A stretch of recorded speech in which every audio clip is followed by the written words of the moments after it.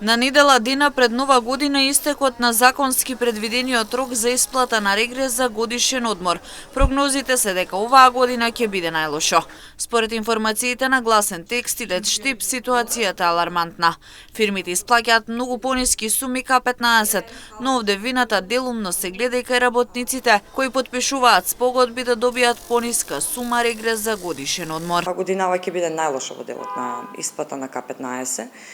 Некои фирми воопшто не планирале да исплаќаат К15, знаеме дека тоа не е возможно, меѓутоа овде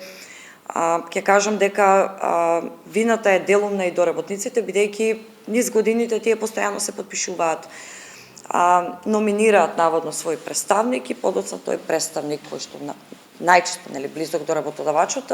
се потпишува на далеку помала исплата за К15, кој што годинава, како што кажав, или ќе нема воопшто исплата, и тоа некои од фирмите го планираат, или пак исплатата ќе биде до 6.000 денара, како и секоја година, само што оваа година мислам дека, пошто имаше и криза во делово во фирмите, барем во текстилната индустрија, тука ќе ги ставаме и агенциите за обезбедување и само кај маркетите можеме да забележиме дека износот на К15 од 40.000 денара е навистина за пофалба. Проблемот според Ампева и во колективните договори во кои пишува дека фирмите ако имаат загуба во работењето може да исплатат пониска сума на регрес за годишен одмор.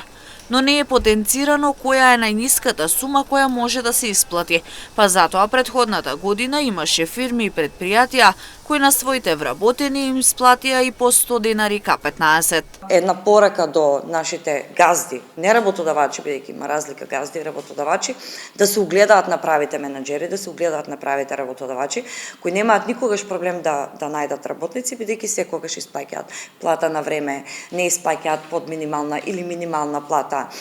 не ја кријат прекувремената работа за празник и слично, и К15 исплаќаат во законски рок и законската сума, така да нека не се чуда зошто младите не сакаат да работат кај нив. И башка